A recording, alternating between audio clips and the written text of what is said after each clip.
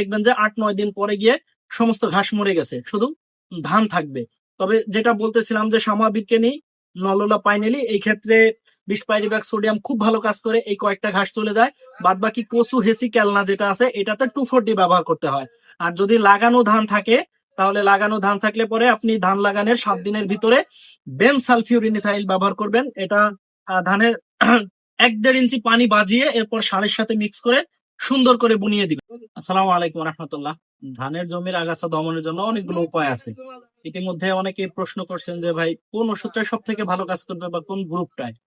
তো সাধারণত বাজারে অনেকগুলো কোম্পানি আছে, আর এই অনেকগুলো কোম্পানির অনেকগুলো প্রোডাক্ট আছে। তার মধ্যে 20 পাইরিব্যাক সোডিয়াম এটা স্প্রের জন্য খুব ভালো কাজ করে। বাকি যদি দেখা যায় যে লাগানো ধান হয়, সেই ক্ষেত্রে বীজতলা তৈরি করতে হয়, বা বীজতলা তৈরিতে আপনি ধান লাগানোর 1 সপ্তাহের মধ্যে যদি যেটা বীজনাশক আছে এটা ব্যবহার করতে পারেন, যেমন বেন সালফিউরিনিথাইল একটা গ্রুপ আছে, এটা ব্যবহার করতে পারেন। পাইরাজো সালফিউরিনিথাইল আছে, এটা ব্যবহার করতে পারেন। তো এই ধরনের গ্রুপ এটা যে কোনো কোম্পানির যে কোনো নামে থাকতে পারে, বাদ বাকি গ্রুপ সব এক। তো আমি ইতিপূর্বে যতগুলো ভিডিও দিয়েছি প্রত্যেকটা ভিডিওতে আমি গ্রুপ নেম গুলা বলে দিই, এবং এই গ্রুপটা জানতে পারলে আপনার সব থেকে সহজ হবে। কারণ একটা কোম্পানির ওষুধ আপনার এলাকায় পাবেন, অন্য এলাকায় দেখা যায় যে ওই কোম্পানিটা পাওয়া যায় না, এই জন্য নাম বললে একটা বিভ্রান্তির সৃষ্টি হয়। এই জন্য হচ্ছে আমি এইভাবে করে বলে দিই যে গ্রুপ যদি আপনি জানতে পারেন, প্রত্যেকটা প্রোডাক্টের এই যে যে নিচে দেওয়া থাকে এটা হচ্ছে আনকা, বাকি সেমকোর যেটা আছে ওইটার নাম হচ্ছে ক্রিস। তো 10SC এই যে নিচে দেওয়া আছে হচ্ছে 20 পাইরিব্যাক সোডিয়াম। এইটা এটা এক একটা ওষুধের ডোজ এক এক রকম হয়, কারণ বোতলে কম বেশি করে হয়। যেমন ক্রিস যেটা এটা 1.5 ড্রাম করা যায়, মানে 16 লিটারের ড্রামের 1.5 ড্রাম করতে পারবেন। আর বাকি 100 মিলির যেটা আছে এটা দিয়ে আপনি 2 ড্রাম করতে পারবেন, এটা অনায়াসে করা যায়, এটা নিয়ে কোনো সন্দেহ নাই।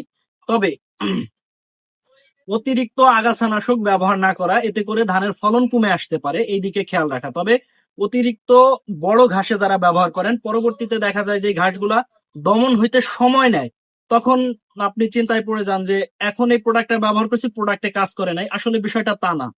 আপনার শারীরিক গঠন, যেমন মানুষের শরীরে বাচ্চাদের যেই ডোজটা, আমাদের শরীরে বড় মানুষের শরীরে ওই ডোজটা হয় না। মূলত হচ্ছে ডোজটা বাড়িয়ে বা কমিয়ে নিতে হয়। বড় মানুষের ক্ষেত্রে বেশি, ছোট মানুষের ক্ষেত্রে কম, বা অনেক সময় ওষুধেরও ভিন্নতা থাকে।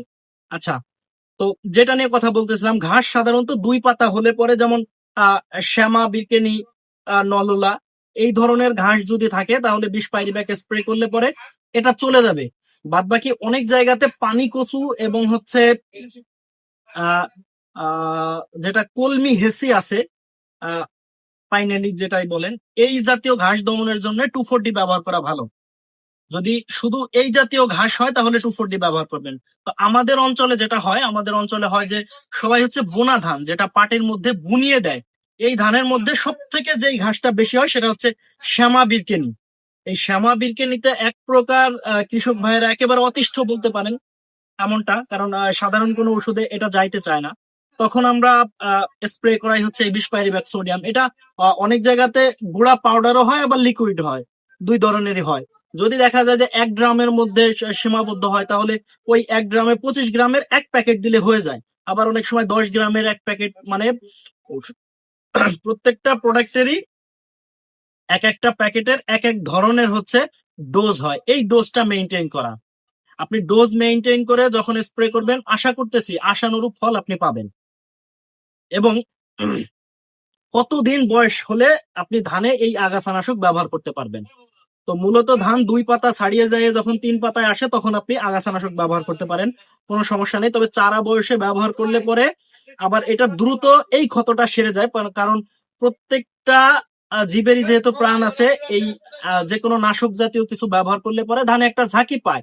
এটা খুবই সিম্পল বিষয়, এটা নিয়ে ভাবার কিছু নাই, কিন্তু পুনরায় এটা আবার রিকভারি হয়, মানে ঠিক হয়ে যায়। তো এই জন্য 2 পাতা 3 পাতা হলে আপনি এটা ব্যবহার করতে পারেন, এতে করে কোনো সমস্যা নেই। তবে আগাছানাশকের খুব বেশি একটা সাইড এফেক্ট আমরা দেখতে পাই না। তবে যেই ঘাসটা দমন হয় এই ঘাসটা পুনরায় আবার হবে কিনা এটা নিয়ে একটা সন্দেহ থাকে। তবে যেটা শেষ হয়ে যায়, একেবারে গোড়া থেকে যায়, এটা পুনরায় আসে না। তবে যদি ধানের জমিতে পানি থাকে, তাহলে আপনাকে পানি বের করে স্প্রে করতে হবে, যদি 20 পাইরিব্যাক সোডিয়াম স্প্রে করেন। যেমন এটা আনকা, এটা ভ্যালেন্টেকের একটা প্রোডাক্ট, আপনি চাইলে এটা ব্যবহার করতে পারেন। আপনি ক্রিস ব্যবহার করতে পারেন, মানে এই জাতীয় যে কোনো কিছু আপনি ব্যবহার করতে পারেন, যেটা যে কোনো কোম্পানির হোক। তবে আমার পরামর্শ থাকবে, যারা আমার ভিডিও দেখেন প্রত্যেকেই একটু মানসম্মত কোম্পানি দেখে ব্যবহার করতে চেষ্টা করবেন, যাতে করে আপনি আশানুরূপ ফলটা পান, আপনার টাকাটা অপচয় না হয় এবং নষ্ট না হয়। এদিকে খেয়াল রাখা, উপযুক্ত ডোজ ব্যবহার করা এবং ধানের বয়স সীমা রেখে কতটুকু প্রয়োজন এভাবে মেইনটেইন করে ব্যবহার করা। তবে যেটা বলতেছিলাম, ধানে পানি থাকলে পরে পানি বের করে দিবেন, পানি বের করে স্প্রে দিবেন। তবে খটখটা যেই ধানগুলো শুকনো আছে, আমি বোনা ধানের কথা বলতেছিলাম, এই খটখটা শুকনোতে বোনা ধানে স্প্রে করলে পরে এটা ঘাসটা পচতে মানে মরতে একটু সময় নেয়। তবে ধৈর্য ধরে থাকলে আপনি দেখবেন যে 8-9 দিন পরে গিয়ে সমস্ত ঘাস মরে গেছে, শুধু ধান থাকবে। তবে যেটা বলতেছিলাম যে সামা বিজ্ঞানী নলোলা পাইনেলি এই ক্ষেত্রে 20 পাইরিব্যাক সোডিয়াম খুব ভালো কাজ করে, এই কয়েকটা ঘাস চলে যায়। বাদ বাকি কচু হেসি ক্যালনা যেটা আছে এটাতে 2,4-D ব্যবহার করতে হয়। আর যদি লাগানো ধান থাকে, তাহলে লাগানো ধান থাকলে পরে আপনি ধান লাগানোর 7 দিনের ভিতরে বেন সালফিউরিন ব্যবহার করবেন। এটা ধানের 1-1.5 ইঞ্চি পানি বাজিয়ে এরপর সারের সাথে মিক্স করে সুন্দর করে বুনিয়ে দিবেন। এবং প্রত্যেকটা ডোজ যেই দোকান থেকে নেবেন ওই দোকান থেকে ডোজটা মেনটেন করবেন। ধানের জমিতে আপনার শ্যাওলা আসে কিছুদিন পরে, দেখা যায় যদি বাজা পানি অনেকদিন বেজে থাকে তাহলে শ্যাওলা আসে। সেই ক্ষেত্রে আপনি তুইতা গুঁড়ে করে সারের সাথে দিলেও ওই শ্যাওলাটা চলে যায়। এই সম্পর্কে পরবর্তীতে ভিডিও দিতে চেষ্টা করব। আজকে আগাছা নাশক সম্পর্কে এতটুকু ছিল। অনেকেই তো অনেক বড় হলে ঘাস মারা ওষুধ দেন, আসলে এটা ঠিক না। সঠিক সময় সঠিক পরিচর্যা করা, ফলন বৃদ্ধিতে আপনার সর্বোচ্চ সতর্ক থাকা, এটা হচ্ছে সর্বোচ্চ ব্যাপার। চায় না তখন আমরা স্প্রে করাই হচ্ছে এই 20 পাইরিব্যাক সোডিয়াম। এটা অনেক জায়গাতে গুঁড়া পাউডারও হয়, আবার লিকুইড হয়, দুই ধরনেরই হয়। যদি দেখা যায় যে 1 গ্রামের মধ্যে সীমাবদ্ধ হয়, তাহলে ওই 1 গ্রামে 25 গ্রামের 1 প্যাকেট দিলে হয়ে যায়।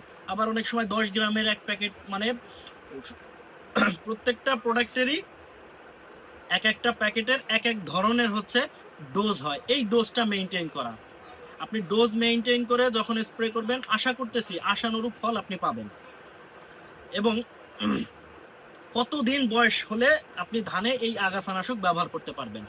তো মূলত ধান 2 পাতা ছাড়িয়ে যায় যখন 3 পাতায় আসে, তখন আপনি আগাছানাশক ব্যবহার করতে পারেন, কোনো সমস্যা নেই। তবে চারা বয়সে ব্যবহার করলে পরে আবার এটা দ্রুত এই ক্ষতটা সেরে যায়, কারণ প্রত্যেকটা জীবেরই যেহেতু প্রাণ আছে, এই যে কোনো নাশক জাতীয় কিছু ব্যবহার করলে পরে ধানে একটা ঝাঁকি পায়। এটা খুবই সিম্পল বিষয় এটা। তো আজকে 20 পাইরিব্যাক সোডিয়াম সম্পর্কে এতটুকুই ছিল। সকলে ভালো থাকবেন। অনেক অনেক ধন্যবাদ সবাইকে যারা আমার ভিডিও দেখেন, প্রত্যেকের প্রতি ভালোবাসা রইল। ধন্যবাদ।